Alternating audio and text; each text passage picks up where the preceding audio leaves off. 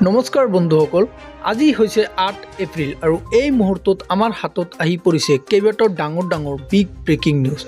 ৰাজ্যৰ লগতে দেশ বিদেশৰ বিভিন্ন গুৰুত্বপূৰ্ণ খবৰ আপোনালোকৰ আগত আগবঢ়াম, গতিকে ভিডিঅ'টো শেষলৈকে চাই থাকিব।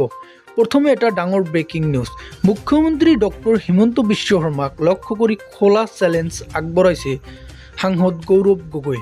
গৌৰৱ গগৈয়ে কয় যে মুখ্যমন্ত্ৰীয়ে যদি গীতাৰ ওপৰত হাত ৰাখি শপত খাই ক'ব পাৰে ভাৰতৰ বাহিৰত তেওঁৰ 1 ইঞ্চি মাটিও নাই, তেন্তে মই ৰাজনীতি এৰি দিম। কিন্তু যদি বিদেশত সম্পত্তি থকা প্ৰমাণ পোৱা যায় তেন্তে 48 ঘণ্টাৰ ভিতৰত মই ৰাজনীতিৰ পৰা বিদায় ল'ম। এই মন্তব্যই ৰাজনৈতিক মহলত তীব্ৰ চাঞ্চল্যকৰ পৰিৱেশৰ সৃষ্টি কৰিছে। আন এটা ডাঙৰ ব্ৰেকিং নিউজ। অসমত পুনৰ বিজেপি নেতৃত্বাধীন মিত্ৰজোঁট চৰকাৰ গঠন হ'ব পাৰে বুলি এক সমীক্ষাত প্ৰকাশ পাইছে।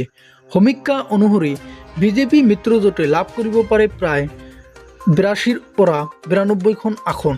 আনহাতে কংগ্ৰেছ মিত্ৰজোঁটৰ দখললৈ যাব পাৰে 30ৰ পৰা 40খন আসন। আন দলসমূহে লাভ কৰিব পাৰে মাত্ৰ 2খন আসন। উল্লেখযোগ্য যে অহা 9 এপ্ৰিলত ভোট গ্ৰহণ অনুষ্ঠিত হ'ব। আন এটা ডাঙৰ ব্ৰেকিং নিউজ।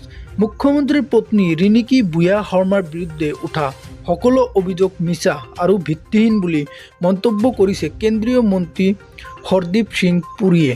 তেওঁ কয় যে কংগ্ৰেছে ষড়যন্ত্ৰ কৰি এই অভিযোগ উত্থাপন কৰিছে আৰু নিকৃষ্ট ৰাজনীতি কৰিছে। অসমৰ জনতাই ইতিমধ্যে কংগ্ৰেছক প্ৰত্যাখ্যান কৰিছে বুলিও মন্তব্য কৰে তেওঁ। আন এটা ব্ৰেকিং নিউজ। দিছপুৰ সমষ্টিত বিজেপিৰ ভিতৰতে অসন্তোষ দেখা গৈছে বুলি খবৰ আহিছে। দলৰ ভিতৰত টিকট বণ্টনক লৈ কিছু নেতাকৰ্মীয়ে অসন্তুষ্টি প্ৰকাশ কৰিছে। ইয়াৰ ফলত আগন্তুক নিৰ্বাচনত বিজেপিৰ বাবে কিছু চিন্তা বৃদ্ধি হোৱা বুলি ৰাজনৈতিক মহলত আলোচনা চলিছে। আন এটা ডাঙৰ ব্ৰেকিং নিউজ।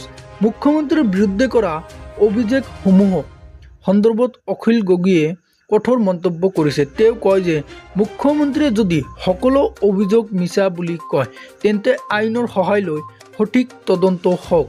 কেৱল মানহানিৰ গোচৰ দিয়াৰ ভয় দেখুৱাই এই বিষয়বোৰ বন্ধ কৰিব নোৱাৰিব বুলি মন্তব্য কৰে অখিল গগৈয়ে।